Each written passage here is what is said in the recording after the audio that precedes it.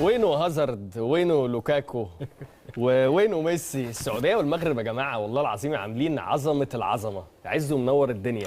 ده نورك والله يا ابراهيم. والله العظيم منور الدنيا كلها. الله يخليك والله يا جماعه يعني الراجل ده يا حبيبي من زمان قوي. والله العظيم ثلاثه. انت متخيل وقت الماتش بتاع المانيا واسبانيا واحنا الاثنين حابين نقعد مع بعض يعني. منور الدنيا يا عز. ده نورك. اخبارك ايه؟ تمام الحمد لله. النهارده حكيم زياش وسايس ونايف اكرد عملوا طبعا نجوم المغرب كله عمل ماتش عالمي، بس الثلاثه دول عملوا ماتش جامد قوي قوي قوي قوي قوي. صح.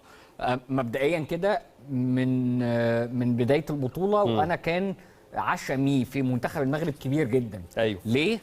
لثلاث اسباب. السبب الاولاني ان المنتخب المغربي هو اقرب منتخب عربي للمستوى الاوروبي. صحيح. بمعنى ان احنا عندنا اشرف حكيمي ده يصنف واحد من احسن الباكات اليمين في العالم في بي اس جي.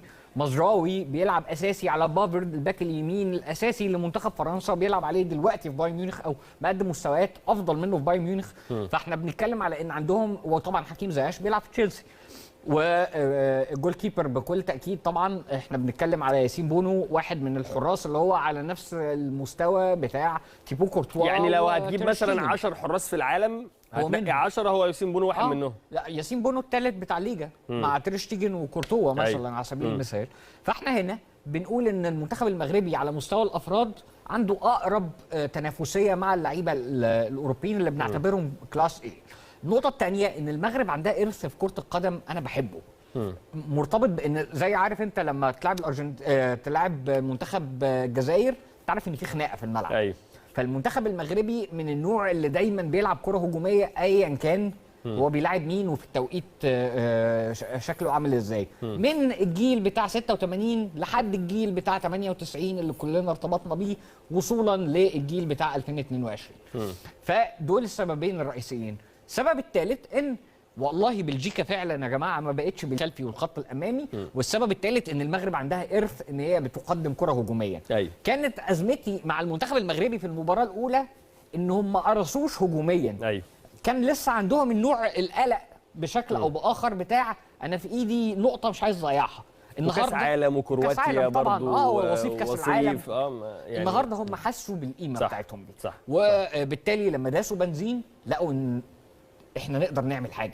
أيوة. وحقيقي برضو الفضل في البدايه كمان يعود للمنتخب السعودي لان ده اللي عمل البوم الاولانيه اللي جابت وراها بقى كل البومات اللي احنا عمالين نشوفها في كاس العالم ده. صحيح. ده المنتخب اللي فتح الباب امام المنتخبات الاصغر توقعا او الاقل توقعا للفوز ان هم يحسوا ان اي عارف مباراه. انت اللي في الخناقه بيروح داخل لابب اللي قدامه قلم، هي خلاص أول هو واحدة. كده اداله قلم فخلاص احنا الخناقه بتاعتنا فاهم خلصت. فهو فالمنتخب المنتخب السعودي انت داخل انت كشاف فخلاص الناس كلها بقت ايه متأهبه ان احنا يلا نعمل حاجه. يلا يا جماعه. فده اللي كان مخليني مبسوط جدا. طبعا اللي قدامكم ده حكيم زياش المفترض. حكيم زياش لاول مره يقطع من القلب شويه. بالظبط يقطع من القلب، يتحرك بين الخطوط ويتحرك كانه حكيم زياش فعلا. يعني ده اللعيب اللي احنا كلنا عمالين نقول له يا معلم انت زيك زي محمد صلاح، زيك زي رياض محرز، احنا مستنيين منك تصنع الفارق للمنتخب المغربي. لحد المباراه الاولى اللاعبين اللي بيصنعوا الفارق للمنتخب المغربي يا جماعه بصوا الزاويه مستحيله بالظبط يعني كده. زاويه شبه مستحيله يعني ان هو وقدامه المساك وكورتوا واقف قافل الضيقه ويحطها لا صعب يعني صعبه. حارس كبير طبعا. فطبعا الجول الاولاني برضو غلطته. ايوه. ويعني ربنا يستر عشان هو واضح انه بعيد عن مستواه الفتره دي. قلقان انت عشان ريال مدريد لما يرجع بقى يعني ما هو كاس العالم خلاص قرب يخلص. طيب انا متفق معاك جدا يا عز في تحليلك للمنتخب المغربي، وعندي تفاؤل اشد واكبر ان شاء الله ان اللقاء القادم قدام المنتخب الكندي. خلاص كندا مش عايزه حاجه من المونديال، املها تعتبر يعني بس خلصت. كندا جايه تعمل لقطه.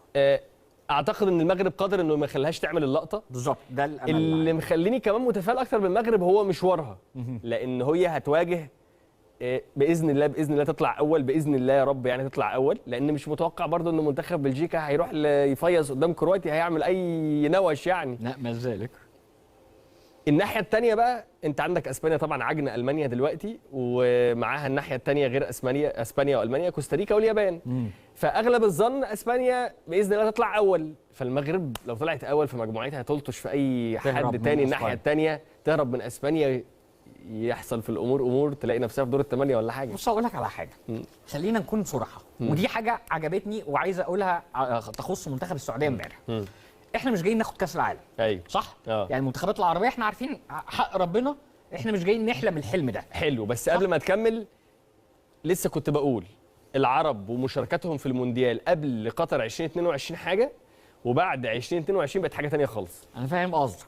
يعني بعد كده اللي يقول لك انا رايح كاس العالم وخلاص، لا ده انت تقول له تعالى كده ايه اتغطى ونام كده واقعد جنب الحيطه، لا انت رايح كاس العالم تعمل حاجه بس كده. فاحنا كل عشمنا في المنتخبات العربيه تعمل حاجه. الحاجه دي بقى احنا مش هنسميها، لان احنا انبسطنا جدا بالاداء قدام الارجنتين والنتيجه، واتبسطت بالاداء على المستوى الشخصي قدام المنتخب البولندي، لان حسيت ان المنتخب ده عمل حاجه في ارض الملعب.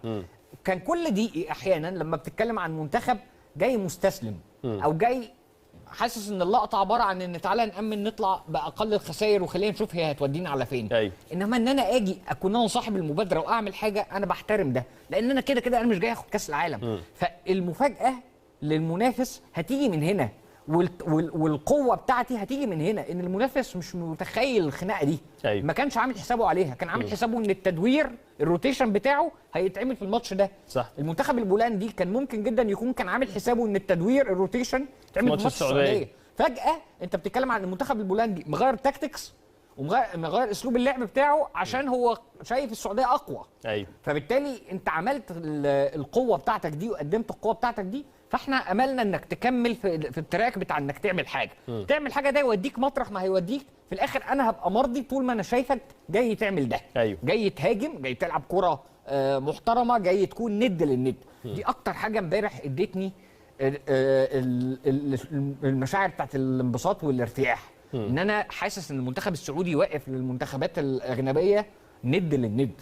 أيوه. مفيش اي حاجه قليله. والنهارده المنتخب المغربي هو مش ند للند، هو منتخب بلجيكا في نص الماتش رمى الفوطه. بالظبط. يعني منتخب البلجيكي جه في نص الماتش ابتدى روميلو لوكاكو اللي متحمل على اصابته يقوم يسخن. معناها ان احنا في كارثه. يعني بالنسبه للناس خلاص احنا في كارثه، فاللي هو هاتوا الراجل المصاب يمكن ينزل يعمل حاجه. أيوه. فانت بتتكلم في ان المنتخب البلجيكي كان في ازمه كبيره جدا قدام المنتخب المغربي. صحيح. فالاحساس ده عظيم بالنسبه لي، عظيم، ولان احنا قادرين نستكشف ثغراتهم. وبعدين مين اللي بيهاجمهم؟ ما هو اللعيبه بتلعب في اعلى مستويات دلوقتي. صح. فدي صح. حاجه تحترم جدا يعني.